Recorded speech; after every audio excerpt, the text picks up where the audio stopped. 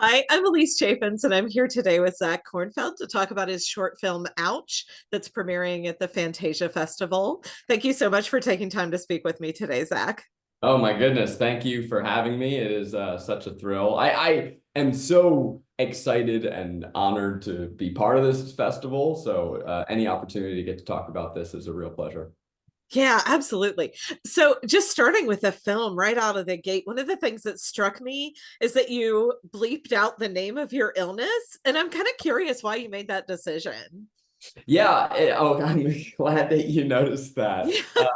Yeah. It was something where, this is a film that is about my specific experience with ankylosing spondylitis. It is about living with an invisible illness, but it is also hopefully broadly applicable to anyone with any disability, any chronic pain condition, even a mental health disorder. And so I believe that specifics make films more universal, right? I didn't try and paint with broad brushes. I wanted to make this very specific to my pain, to my experience, but I felt that by naming my disease, it brought too much attention to it, and that Mm. by letting you read it but bleeping it, it gave you just enough distance where you could then hopefully project your own experiences onto the pain I'm experiencing on screen. Yeah, absolutely. Can you talk a little bit just about the design for the embodiment of ankylosing spondylitis? Because I thought that was just really well done. Oh, thank you. Are you speaking specifically at the end or kind Like the of? monster at the end. Okay, Yeah. cool, Yeah. cool. Well, that was the fun of the entire piece, was getting to play with visual metaphors. The whole thing was an experiment in uh I don't know, leaning into every genre proclivity I ever had. But it does, spoiler alert, lead into this one big confrontation. And so I really struggled with a long time what the actual story of the script was. I had all of these fantastic metaphors. I knew that I wanted to use the lens of genre storytelling and I guess dashes of magical realism to express something that is invisible, a pain that I feel every day, but that no one can see, that I can't even see. But ultimately, I think when you have any form of disability or chronic pain or really anything that ails you, there is a journey of acceptance. There's a journey of having to face your demons, metaphorical or real, and learn that this is something you have to live with, that you can't run away from, that you can't just be frustrated with and blame. Life goes on. And so I wanted something that was terrifying, which I think we achieved. Mhm. Um, I have the costume for that monster in my garage, and it reliably scares the shit out of me and my wife because we forget that it's in there. And it is fucking scary without uh anyone in it. It's terrifying. But you go back to that idea that specifics are more universal. And so my costume designer and I, Athena Lawton, we talked about reasonings for what this creature's physiology would be, even though those are not things that an audience will consciously pick up on. They mean something to us, so hopefully you feel it. So Mm. it has jagged edges, which I think hopefully you feel that you can't quite understand what this thing is. It's the embodiment of an invisible disease. It lurks in the shadows, so you're not even really sure where its body begins and the darkness ends. It has rows of teeth, which for us reflected this idea that a flare up or any sort of pain spiral grabs you in, and like barbed wire, it's hard to get out once you're in the cyclone of it. So those are all things that don't actually matter to you as a viewer, but they matter to me. And so then it matters to you as a viewer. Right. Yeah, absolutely. Yeah, I think the whole film is just a really effective look at chronic pain Oh, in a thank more you. general sense, I think.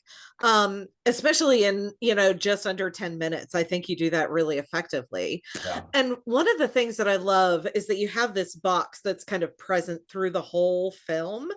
And but I love that you can't really use it until you confront the monster directly. At Yeah. least that was kind of and so was that like the decision and the choice that you made there? Yeah, first of all, can I say this is a real treat? I've been working on this for a long time and it hasn't had its big premiere yet. So Okay. you're one of the first people I've gotten to talk to about this. I appreciate that you have put so much thought into something that has just lived with me for a long time. So this is very cool for me. So thank Yeah. you. Oh yeah, Um, absolutely. I appreciate the questions. Yeah, that I wanted, how do I answer this?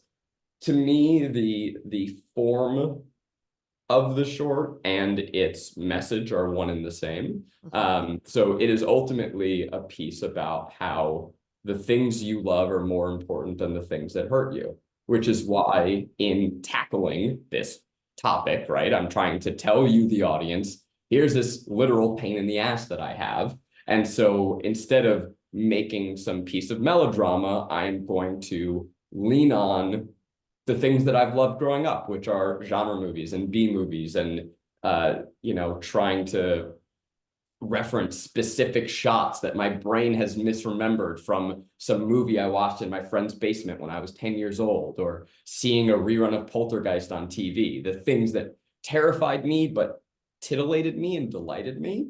And so the box is sort of the same as the whole movie, right? It's that this is the collection of everything that I am and who I love, what I love, and what makes me me, and is an antidote to the pain that I feel. It's very easy in your darkest days to define yourself by your pain, by what ails you, by what's going wrong in your life. We can talk about that broadly or specifically. When Mhm. I'm having a flare up, that is who I am, or at least it feels that way. But that's not true. That's not who I am. I'm so much more than that. And so the box is reflective of that, and it's a reminder to myself. It's the antidote. Yeah. Well, kind of following up with that, um, I think sometimes when people talk about like chronic pain or invisible illnesses or anything like that, there's this kind of like mind over matter. And you touch on that with the one person who comes up is like, have you tried yoga? It's like those kind of things.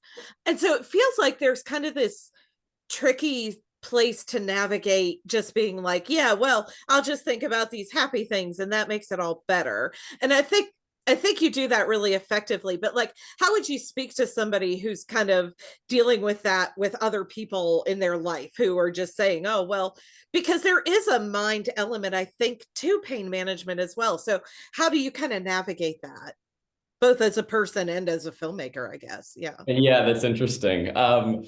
Well, it's first of all, shout out to Jimmy Wong, who is the sweetest man in the world, but gets to play the biggest pain in the ass in this script. And he is the person that is suggesting, hey, why haven't you just tried yoga? And he suffers both because we wanted to show that, like, hey, this monster, whatever's on the other side of that door, is big and scary and you should fear it. But also, I think because sometimes when you are in a bad place, you take it out on others who don't deserve it.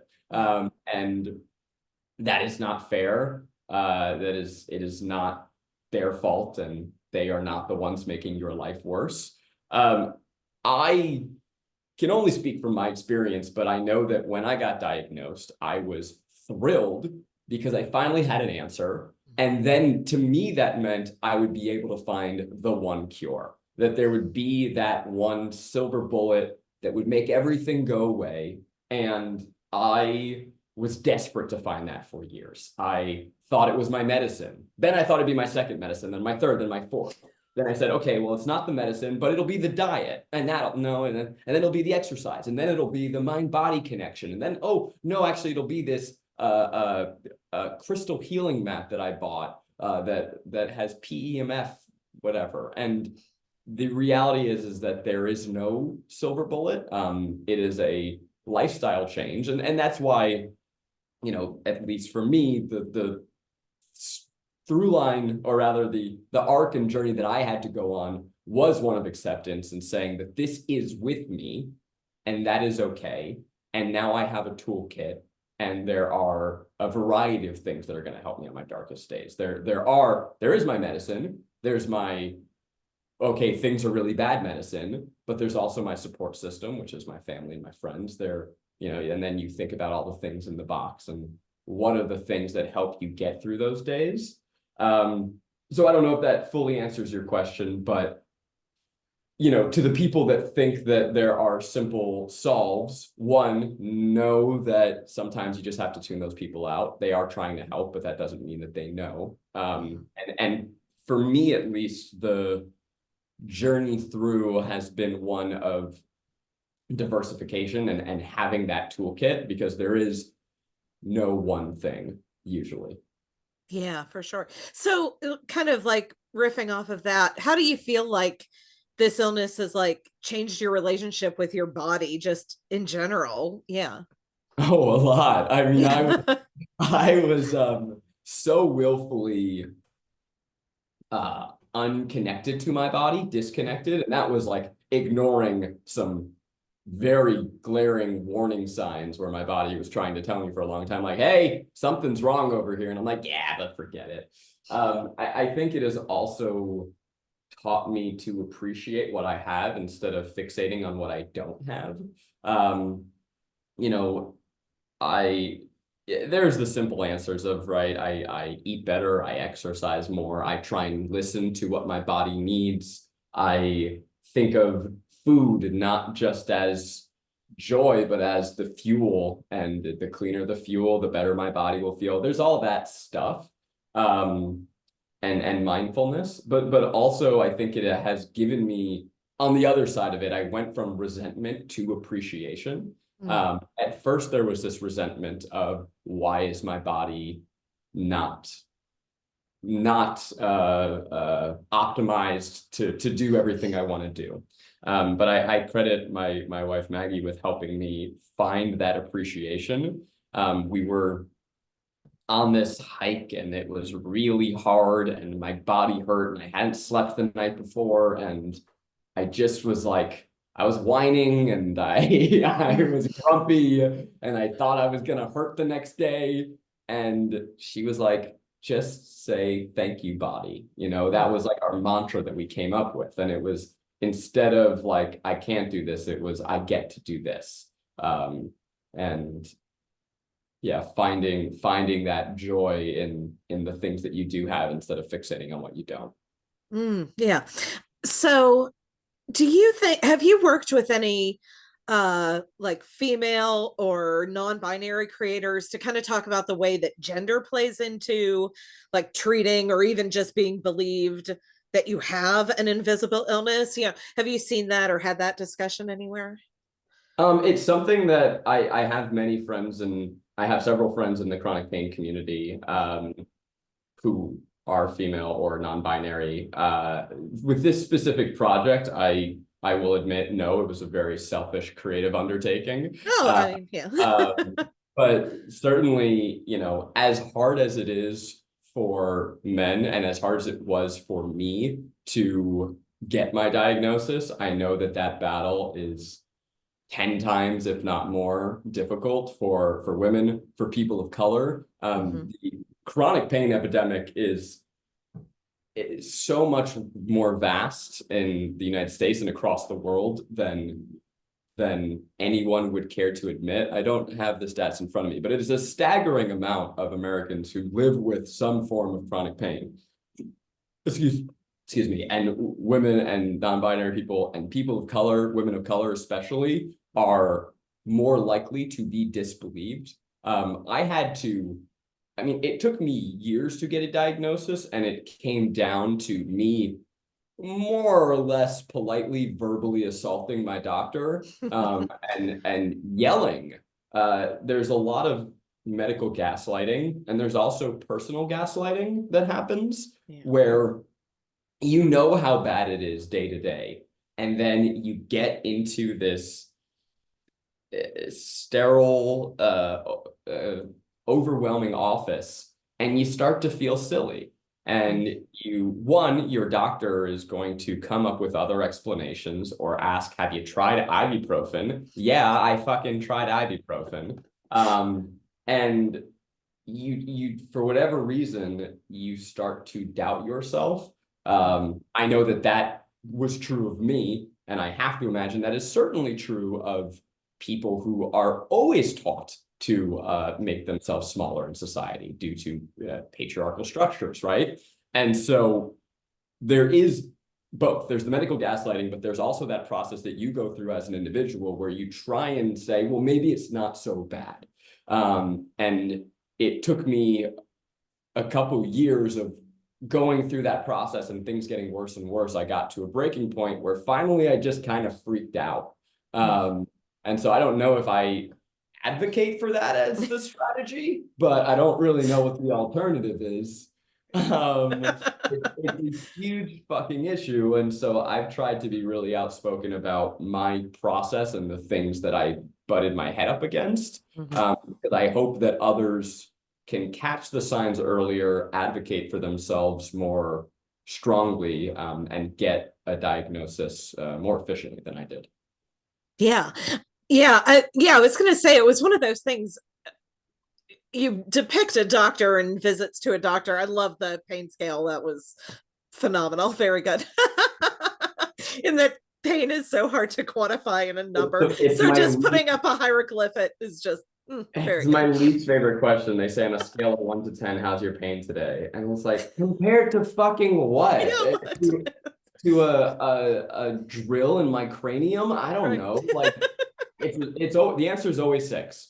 It's always but today's 6 is different than yesterday's 6. And actually, the one piece of advice that I have, you say, have you spoken to any other people with chronic pain? Tell them 10. If you think that it's a 5 or 6, that means it's actually a fucking 10, and that is the only way they're going to take you seriously. Right on. Yeah, because that was what I was going to ask. Is obviously being a part, like with the internet existing now, I think conversations about chronic pain are maybe a little bit more widespread with people, but I do kind of wonder like how medical professionals like keep up with that compared to like how the public does. Like, do you find that like interactions with just people about your chronic pain is different than the way it is, talking to medical professionals, and like how do you kind of navigate those different conversations? That's interesting. My mind goes to there's a process that doctors have to go through where they are very by the books, what can be proven in a lab, what has data, and what can be ethically tested. And there are some things that aren't tested but are anecdotally very, very effective for people with chronic pain conditions. And I'm talking with a very broad brush here, but obviously what is going to help you with an autoimmune disease is going to be slightly different than what helps you with an inflammatory condition, or something that affects your spine is going to be different than something that affects your thyroid, right? But we know that diet and exercise and lifestyle and mind-body connection, those are all things that are really, really effective for helping battle pain, and even slowing down some of the symptoms of different diseases. But your doctor's not going to advocate for those. I remember telling a doctor that I was thinking of going plant-based because a lot of people within the AS community were really recommending it. And he was like, sure. He was like, I mean, I'm not going to tell you not to. It sounds like a good diet, but that's not a thing. And I'm like, oh, because I had just spent like weeks reading this literature. And so that's, again, you go back to the toolkit. What I don't want people to hear me saying is discrediting medicine. Medicine is a crucial part of my treatment. The biologic that I take is night and day. It is extremely important, and it halts the progression of my disease to a point where I could get really fucking gnarly. But it doesn't do everything. And so that's then where the toolkit comes in, having a variety of stratagem, and kind of attacking it from all ends. It's a lifestyle change. Yeah, absolutely. So can you just talk about like, yeah, premiering the film? You've obviously been doing, recording and all of this stuff for a long time. How does Uh, this kind of feel different, with this film in particular as compared to other stuff that you've done, yeah, over the past years? It's really exciting. I am known for being an internet person. Right. I started with dreams of doing this, of wanting to direct in a more traditional sense. As my life and career have evolved, I've fallen fully in love with the digital side, and it's something I see tremendous opportunity and something I can want to. I'm not leaving anytime soon. That is my life. It is so fun. And I am interested in seeing ways that I can take this other realm of myself as a creative and bring it into the digital. Can I continue to let those worlds converge, as Hollywood and new media collide into each other like comets in the night? But specifically, thinking about this project, it is really exciting and validating to be at a festival like Fantasia. It is, I was going to say, as far as I'm concerned, no, as far as the world is concerned, this is the preeminent genre film festival on the planet. So I don't know how I tricked them into putting me on the schedule. It is so cool.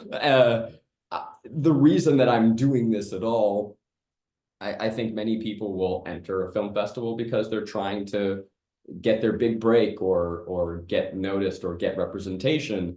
And the truth is that's not my goal. I don't know that I'm gonna be directing a feature film in the next year, right? That's not what my path is. I'm very happy with what I have. But I wanted to see if a project like this could be adjudicated on its own terms. I know that this is going to be deeply impactful to the audience that I already have, but I want to, it's really just a test to see what happens when I put this out into an audience who has no idea who I am. Can the merits of the piece stand on its own? And I hope the answer is yes. Yeah. Well, I mean, I really enjoyed it. I thought it was just a Yeah. really beautiful film. Like truly, Thank it you. it made me cry. And like I said, in sub 10 minutes, that's Oh, an thank you. impressive feat. So Oh, I'm yeah, sorry to hear that, but congratulations. I'm Yeah. actually very happy to hear that. No, I mean it was great. So well, thank you again. I appreciate you taking time to talk to me today. And Oh, please, yeah, my I wish pleasure. you, all the luck and at the festival and going forward with this and in everything else. Yeah. Thank you. Yeah, I'm very excited. We're just about a week out from it playing in front of an audience, so that will be, I will be clenched the whole time. You name it, and it'll be clenching. But I'll take a big sigh of relief at the end, and that's also something, an opportunity that I'm not afforded. Like, when I put something online, it is seen by many, many people, but it is hard sometimes to conceptualize that number as people. There is it's such a rare treat for me to be able to see something I've made with a room of people, to feel that energy, is really special and something I'm looking forward to. Yeah, absolutely. I do imagine there's a difference between, oh, here are like several 100,000 views that's just kind of there. And here's, 200 people, but they're physically in this space and they're watching it right now. And I Oh see them yeah. reacting. Yeah, I imagine that's a whole different event for you. Yeah. Absolutely. No, it's gonna be, yeah, it's funny to like, yeah, if I'm used to 100,000 people seeing something, but when I tell you that the idea of 200 people in one room scares me shitless, Yeah. it feels different, I can definitely believe that. Yeah, absolutely. Well, good luck to you and yeah, congratulations on a really fantastic film. Thank you. Thank you for watching, and I appreciate your thoughtful questions.